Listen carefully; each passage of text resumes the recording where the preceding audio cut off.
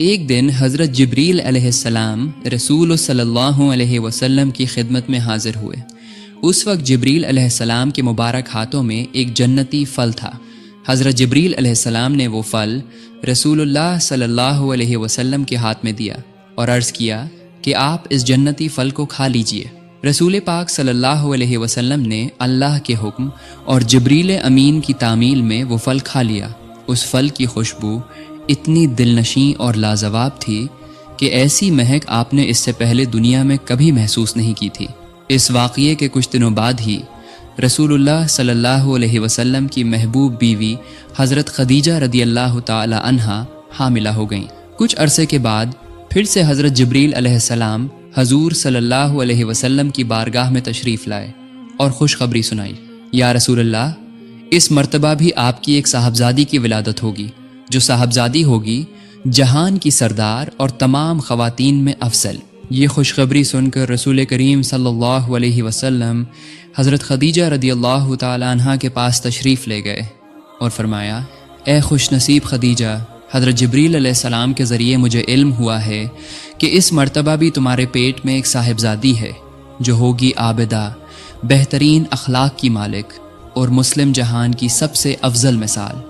حضرت فاطمہ رضی اللہ تعالی عنہا جب والدہ کے پیٹ میں تھیں تو امی جان خدیجہ رضی اللہ تعالی عنہا کو کوئی تکلیف محسوس نہیں ہوتی تھی۔ صرف جس دن فاطمہ رضی اللہ تعالی عنہا دنیا کی گود میں تشریف لانے والی تھیں، اس دن اچانک درد ذا کا احساس شروع ہوا۔ اس وقت حضرت خدیجہ رضی اللہ تعالی عنہا کے گھر میں مدد کرنے کے لیے کوئی خاتون موجود نہیں تھی۔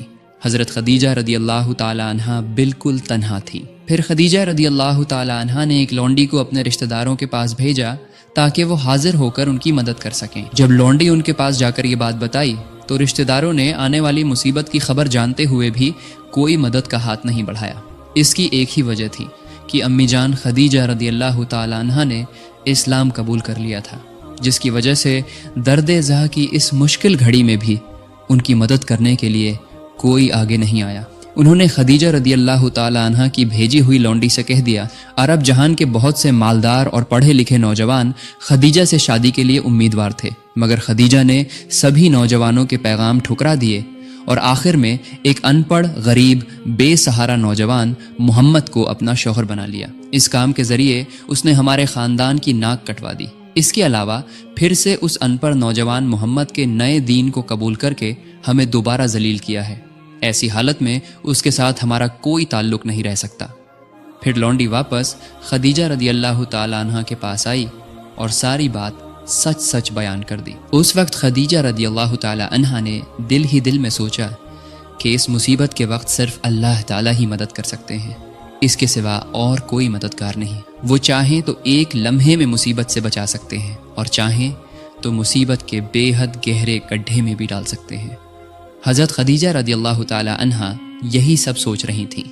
اچانک انہوں نے دیکھا کہ ان کا گھر بے مثال نور سے منور ہو گیا ہے۔ غور سے دیکھا تو انہوں نے پایا کہ 4 نورانی خواتین کھڑی ہیں۔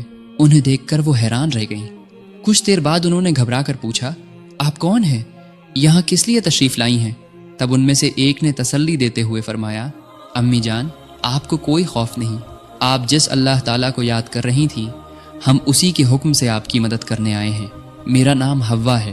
پھر دوسری خاتون نے تعارف کراتے ہوئے کہا، میں بھی آپ کی خدمت کے لیے ہی آئی ہوں۔ میں مصر کے بادشاہ فرعون کی بیوی آسیہ ہوں۔ ایک اور نے کہا، میں حضرت عیسیٰ علیہ السلام کی امی جان مریم بنت عمران ہوں۔ سب سے آخر میں چوتھی خاتون نے کہا، میں حضرت موسیٰ علیہ السلام کی بہن کلثوم ہوں۔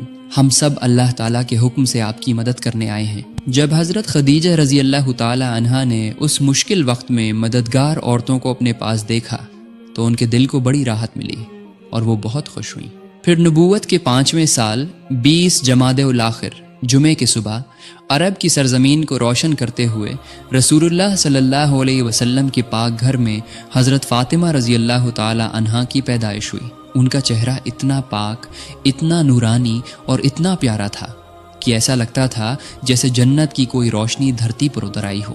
انہیں دیکھ کر ہر دل خوش ہو جاتا تھا۔ حضرت فاطمہ رضی اللہ تعالی عنہا نے بچپن ہی سے اپنے والد سرور کائنات حضرت محمد صلی اللہ علیہ وسلم کی سیرت اور عادتوں کو اپنایا۔ اسی وجہ سے رسول اللہ صلی اللہ علیہ وسلم کی اچھی خوبیاں اور اعلیٰ اخلاق ان کی زندگی میں صاف دکھائی دیتے تھے۔ ام المومنین حضرت عائشہ رضی اللہ تعالی عنہا فرماتی تھیں کہ جب میں حضرت فاطمۃ الزہرا رضی اللہ تعالی عنہا کو دیکھتی تھیں تو ایسا محسوس ہوتا تھا جیسے میں خود رسول اللہ صلی اللہ علیہ وسلم کو دیکھ رہی ہوں، کیونکہ ان کے بہترین کردار اور عادتوں کی جھلک مجھے حضرت فاطمہ رضی اللہ تعالی عنہا کی زندگی میں صاف نظر آتی تھی۔ ایک دن رسول صلی اللہ علیہ وسلم کسی جگہ سے اپنے گھر کی طرف آ رہے تھے۔ راستے میں اچانک ایک سرکش قریشی نے ان کا راستہ روک لیا۔ صرف راستہ ہی نہیں روکا بلکہ بدزبانی کرتے ہوئے رسول کریم صلی اللہ علیہ وسلم کو برے الفاظ کہنے لگا۔ حد تو تب ہو گئی جب اس نے آپ صلی اللہ علیہ وسلم کے سر مبارک پر مٹی اور دھول پھینک دی، لیکن رحمت عالم، انسانیت کے سب سے بڑے استاد رسول اللہ صلی اللہ علیہ وسلم نے سب کچھ برداشت کیا اور خاموشی سے کھڑے رہے۔ اسی دوران حضرت فاطمہ رضی اللہ تعالی عنہا وہاں پہنچی۔ یہ دردناک منظر دیکھ کر وہ خود کو روک نہ سکی۔ انہوں نے آگے بڑھ کر اپنے والد کے سر سے دھول جھاڑی اور اس ظالم قریشی سے کہا، کیا تم لوگ انسان ہو یا نہیں؟ کیا تمہارے دل میں ذرا بھی رحم نہیں؟ میرے ابا نے تمہارا کیا بگاڑا ہے جو تم ان کے ساتھ ایسا برا سلوک کر رہے ہو؟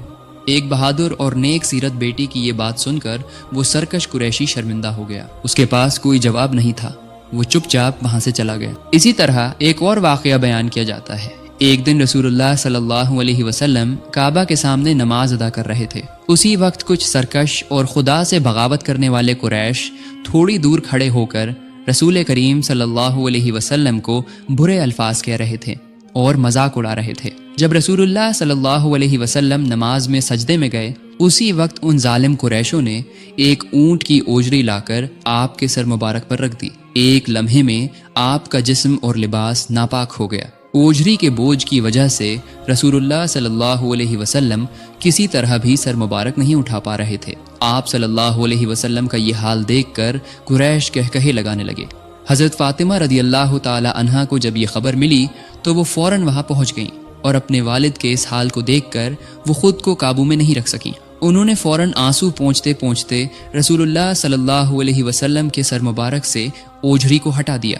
اوجری ہٹا دینے کے بعد بھی وہ دل کا دبا ہوا غصہ دور نہیں کر پائیں، بلکہ اپنے والد کے پاس ہی کھڑی ہو کر سخت لفظوں میں انہیں ملامت کرنے لگیں۔ حضرت فاطمہ رضی اللہ تعالی عنہ کی ملامت بھری باتیں سن کر وہ خدا سے باغی کافر شرمندہ ہو کر وہاں سے چلے گئے۔ اسی طرح تاریخی جنگ احد کے دوران کافروں نے پتھر مار کر رسول اللہ صلی اللہ علیہ وسلم کو زخمی کر دیا، یہاں تک کہ پتھر کی چوٹ سے آپ کے دانت مبارک شہید ہو گئے۔ رسول اللہ صلی اللہ علیہ وسلم کے اس تاریخی جنگ میں زخمی ہونے کی خبر سن کر حضرت فاطمہ رضی اللہ تعالی عنہا بے چین ہو گئی۔ اسی لمحے انہوں نے اپنے شیر اخوار بیٹے حسن رضی اللہ تعالی عنہ کو رکھ کر کچھ مسلم خواتین کے ساتھ میدان احد میں حاضر ہوئیں۔ حضرت فاطمہ رضی اللہ تعالی عنہا میدان احد میں پہنچ کر دیکھا کہ ان کے ابا جان کے دانت مبارک اور پیشانی مبارک سے خون بہہ رہا ہے۔ بے ہوش ہو کر وہ زمین پر پڑے ہوئے ہیں۔